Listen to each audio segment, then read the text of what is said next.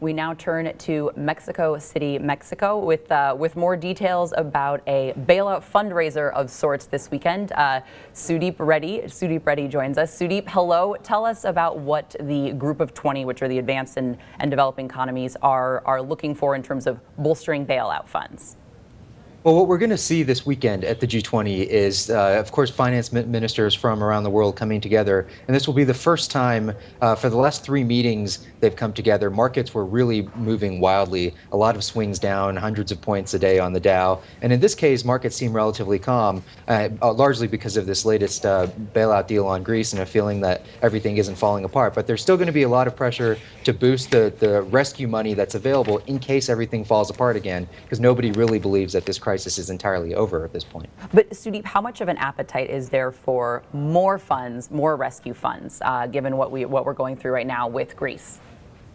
That's a great question. The Greece situation really highlights how much of a risk there is if there were a breakdown in Greece in terms of its financial system, the banking system. It would spread all over Europe, and there are still concerns that even with this latest Greek deal, it's pretty clear that it's only going to buy them some more time. There are going to be more problems down the road. So what they're hoping for is that there's a backup fund, what they're calling a financial firewall, both from Europe and from the IMF, to put some comfort behind what's happening right now. But of course, all the leading powers of the IMF, including the U.S., are saying that no more IMF money until Europe puts more money on the line. And so this is kind of a waiting game right now, and to try to force European leaders to come back and bolster their own rescue funds. And they're supposed to discuss that next week, but we still don't know how far they're going to get and how long it will take.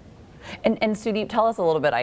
Obviously tongue-in-cheek called it a bailout fundraiser at the introducing the segment. But talk to us a little bit about the mechanics of how this actually works. Kind of who's negotiating with who, who's agreeing to put what money on the table. How do the numbers that we see that come out in the paper at the end of these negotiations? How do the different participants of the G20 get to those final numbers? Well, this is really in the sum an assessment by the International Monetary Fund that the world could need about $2 trillion worth of financing over the next 2 years of emergency loans, and they believe that half of that needs to come from Europe. And that means Europe needs to roughly double its available capacity right now in terms of having a rescue fund. And that would be money that could go in and stand behind Italy and Spain if they see a renewal in surging borrowing costs, if they see more problems down the line. And so that money is supposed to be able to deal with some of the bigger problems in Europe. And then there would be more money kind of as a backup at the IMF behind it. But all the leading powers don't feel like Europe has put enough of its own taxpayer money on the line to preserve its own continent, and so they want to see that money come through. And until it does, you're not going to see any money from the rest of the world, China, Japan, anyone else, to support this. And the U.S. has already said that it's not going to provide any fresh money this year. Tell us a little bit more about what the U.S. said, that they didn't want to provide any fresh money. Why is that? And is there any potential of, again, these negotiations in Mexico City, of that changing at all with the U.S.? This is, of course, an election year, and that makes it almost a certainty that the U.S. isn't going to change its position on this.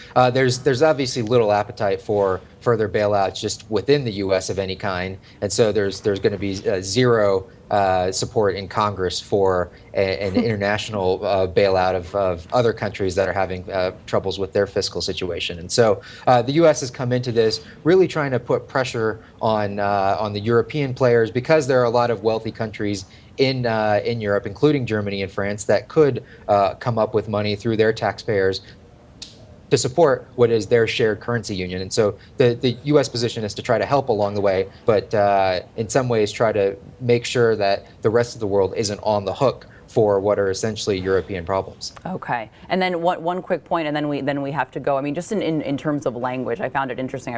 I saw a Greek, I think, finance minister speaking the other day, and the person interviewing him kept using the word bailout, and he kept correcting him and saying it's not bailout; these are loans we're going to pay back. Are people down there, I mean, very careful about the language they use in terms of saying this is a bailout fund rather than a rescue fund?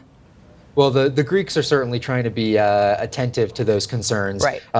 For their own rescue that they need right now, a lot of this money is going to take decades to be paid back, given the Greek economic situation. But for the larger fund, some are calling it a financial firewall that would be protective rather than some amount of money that would be used as an immediate bailout.